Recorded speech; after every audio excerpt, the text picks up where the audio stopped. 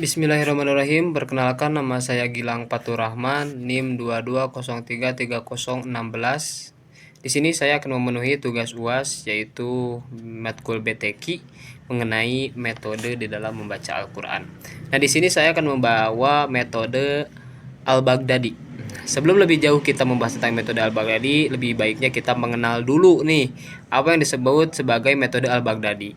Metode Al-Baghdadi disebut sebagai metode tahaji, yang berarti dieja karena bacaannya di dalam metode Al-Baghdadi ini dieja, seperti alif fathah a, alif kasroh i, alif domah u, a i u.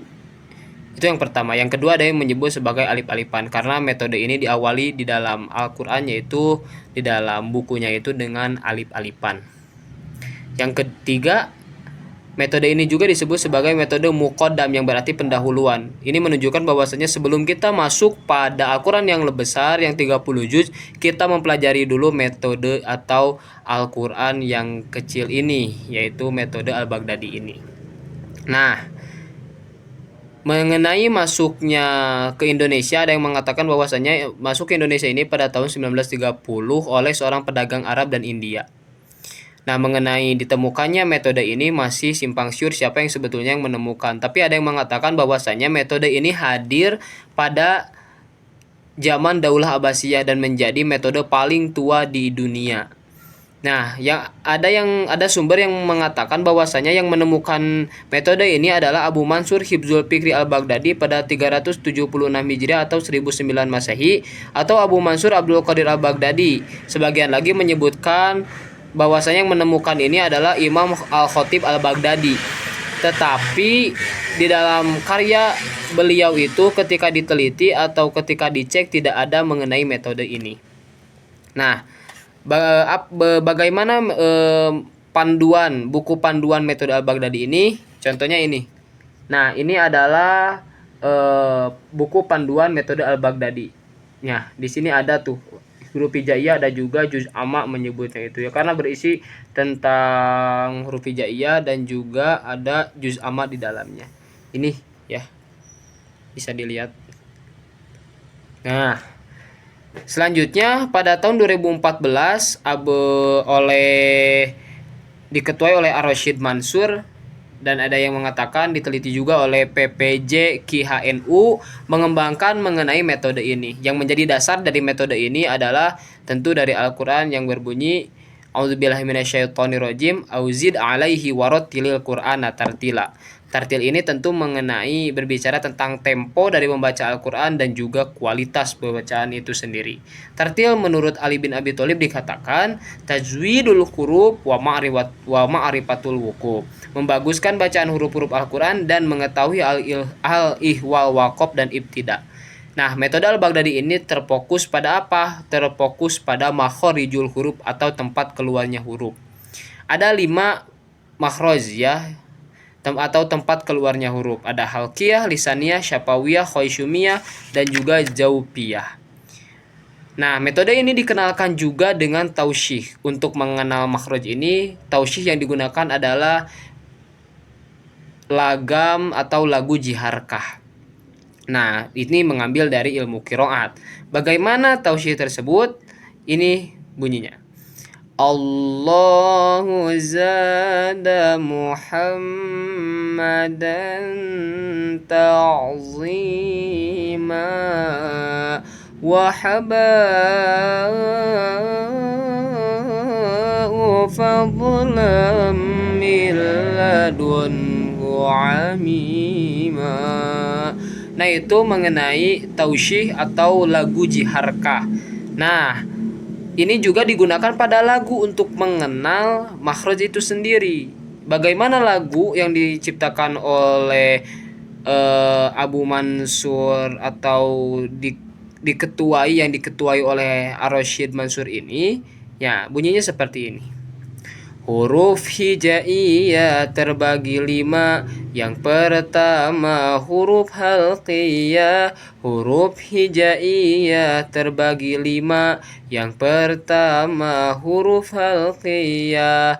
Hamzah ain ha ghain kha. Hamzah ain ha ghain kha.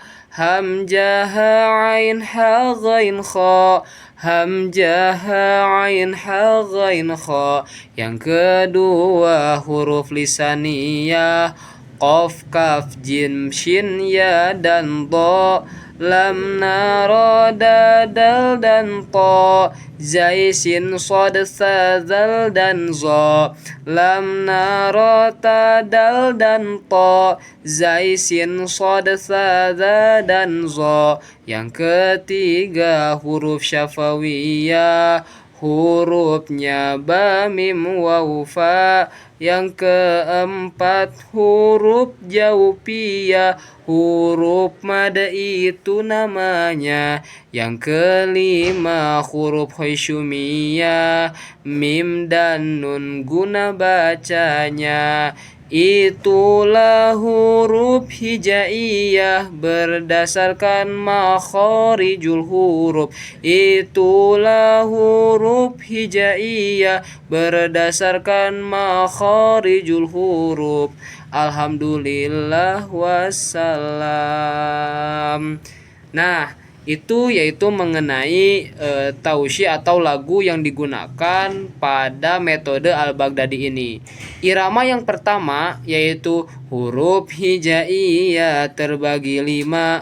Yang pertama huruf halqiyah. Nah, itu bisa dimasukkan pada lagam. Sebagai contoh di ta'awuz, a'udzu billahi minasy syaithanir rajim.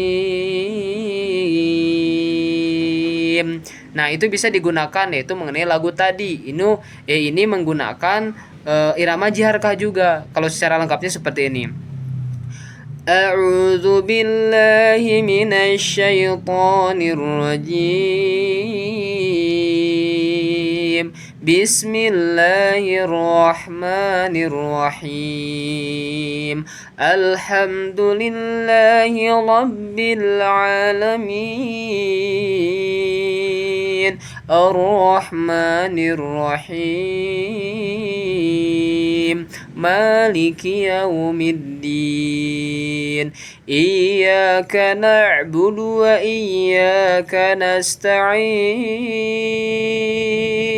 Ihdinas siratal mustaqim. Siratal ladzina an'amta 'alaihim ghairil maghdubi 'alaihim waladdallin.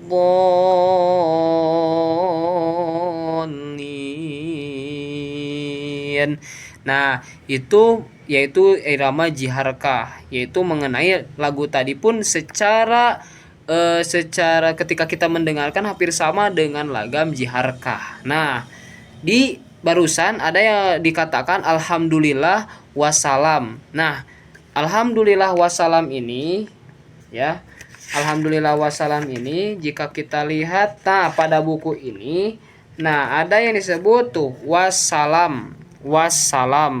Wassalam ini merupakan ungkapan. Nah, pertama dulu maaf ya, ada alhamdulillah. Alhamdulillah wassalam. Alhamdulillah itu merupakan bentuk syukur ketika sudah selesai menamatkan atau setelah selesai beres dari tahapan pertama, yaitu mengenal huruf hijaiyah, yaitu mengucapkan alhamdulillah. Nah, wassalam ini merupakan ungkapan bahwasanya selamat. Selamat apa? Selamat melanjutkan ke jenjang selanjutnya atau tingkatan selanjutnya. Nah, sebagai contoh di sini tidak ada harokat ya, bisa dilihat di sini juga dan di sini sudah ada harokat. Tuh. Dan di sini sudah mengenal beberapa huruf. Dan cara bacanya kan tadi kita mengenalnya ya, yaitu dieja. Ini tuh dieja ya. Ini bagus tuh dikerahkan dulu huruf-huruf hijaiyahnya, kemudian diberikan harokatnya. Contohnya alif fathah a, alif fathah a, ba fathah ba, ta fathah ta, sa fathah sa, abatasa tuh. Nah, ada juga di sini.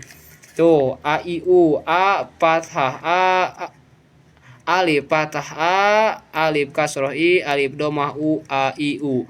Ba fathah ba, ba kasroh bi, ba domah bu, ba bi bu. Nah, ini amat menarik sekali metode ini ya.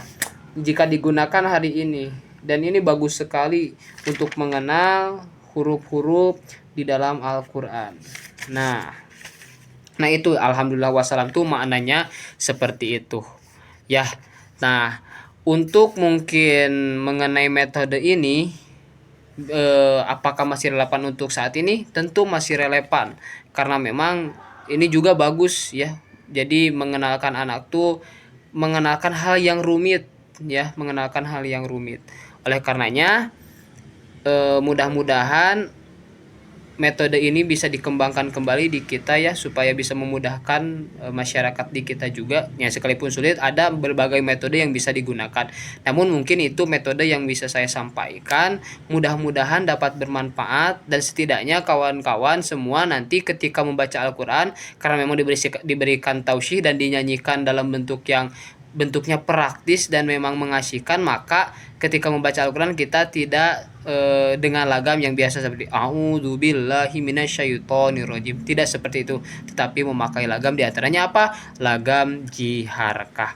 Mungkin itu kawan-kawan, terima kasih atas perhatiannya, mudah-mudahan bermanfaat, mudah-mudahan suatu saat kita bertemu kembali. Terima kasih, itu dari saya. Mudah-mudahan apa yang saya sampaikan bisa bermanfaat.